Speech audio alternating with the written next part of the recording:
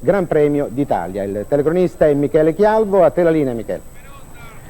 Sì, buongiorno Michele, buongiorno a tutti gli ascoltatori, siete collegati con Piazza di Siena nel momento in cui in campo c'è Antonio De Cesaris per la seconda manche della seconda prova del Gran Premio d'Italia, cioè per la seconda prova di qualificazione del campionato italiano. Commentiamo questa gara insieme con Arnaldo Bologna. Ormai Arnaldo lo conoscete tutti, è il, come l'abbiamo definito già, è quasi il trionfatore di Piazza di Siena 1994. Cioè, avete visto un rifiuto sul quello che era l'elemento C della doppia gabbia. Come mai Arnaldo? Si è presentato un po' troppo vicino? Ma no, lui è entrato un po' lontano dalla triplice e la cala non è riuscita a finire la copertura del secondo elemento, automaticamente è venuto ancora più lontano il verticale finale. Ecco, adesso deve ripetere tutto l'ostacolo. Ma penso che si ritiri perché va a fare il numero 1. Sta andando a fare il numero 1. Visto che per lui non c'è più chance per poter arrivare dentro i primi 3. Allora, vi dicevo seconda manche, entrano in campo nella seconda manche nell'ordine in cui sono entrato nella prima, contrariamente a quello a cui siamo abituati, che si entra in campo in seconda manche nell'ordine inverso, perché si tratta di una categoria speciale a 3 manche, quella che la federazione ha praticamente istituito proprio per il Gran Premio d'Italia. Abbiamo 12 cavalli in campo, 12 binomi. Il primo a entrare in campo è stato Roberto Arioldi, che è quello fino adesso in testa alla classifica provvisoria con un doppio netto nella prima e netto anche nella seconda.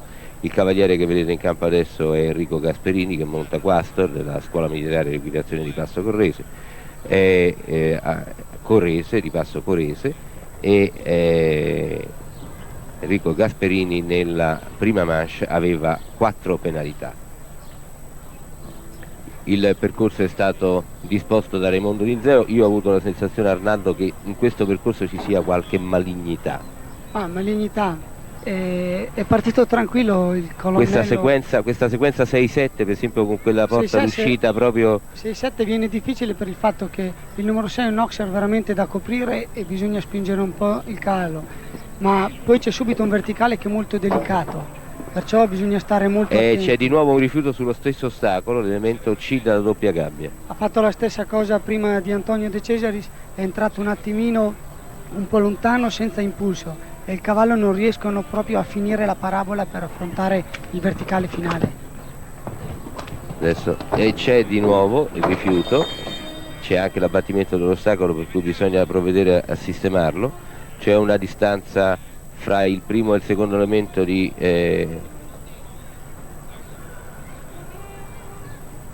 4 metri, di 10 metri e 70.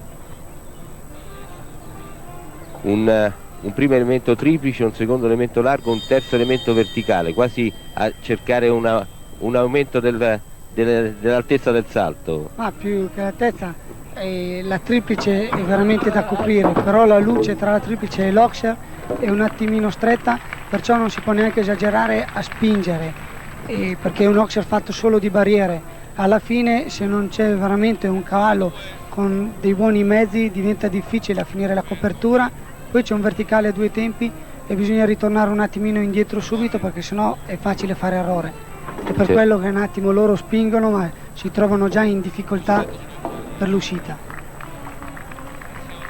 Enrico Gasperini esce dal campo con anche un grosso bagaglio di penalità per il tempo e quindi la conclusione è 40 penalità.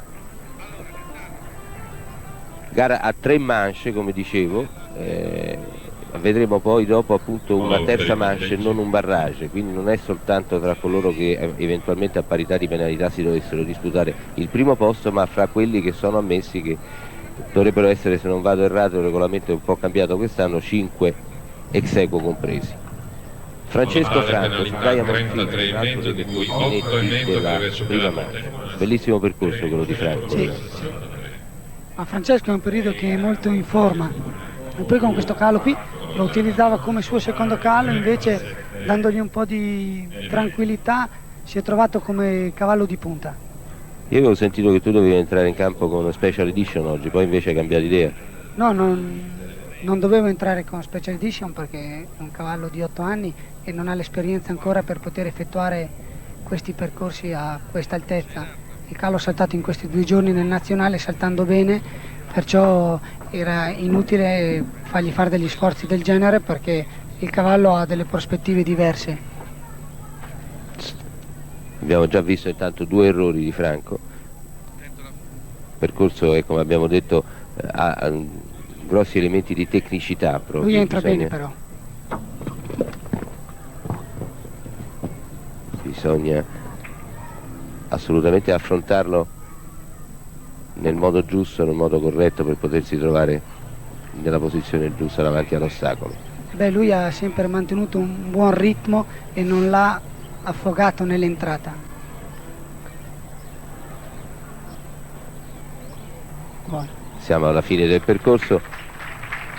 Il tempo massimo di questa seconda manche è di 59 secondi, ha finito in 55 e 62 con 8 penalità.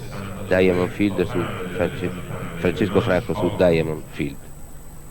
Adesso il campo è Stefano Nogara con 4 penalità nella prima manche su Harmonia Alves. In campo Harmonia Alves sono 118, montato dal sergente Stefano Nogara. È il caso di parlare di una tua partecipazione ai mondiali all'AIA, Arnaldo? Vogliamo fare qualche anticipazione? Ma, non lo so, il tecnico adesso manda fuori 10 di noi in 2 squadre a concorsi diversi e penso che lui valuterà prima, 20 giorni prima, un mese prima, i binomi più in forma in quel momento per poterli radunare a casa sua in ritiro per affrontare questi campionati del Ma il mondo. programma di Mayday adesso qual è? L'avete già stabilito? Lui ha un programma fino all'Oxio di Aachen che lui va a fare tra 15 giorni un CSA in Francia e poi l'Oxio di Isted e poi Aachen. Beh, quindi abbastanza grossi come impegni, se Sì, non avete grossi. deciso di risparmiarlo per l'AIA, insomma. Ma sono grossi, però c'è 10 o 15 giorni tra un concorso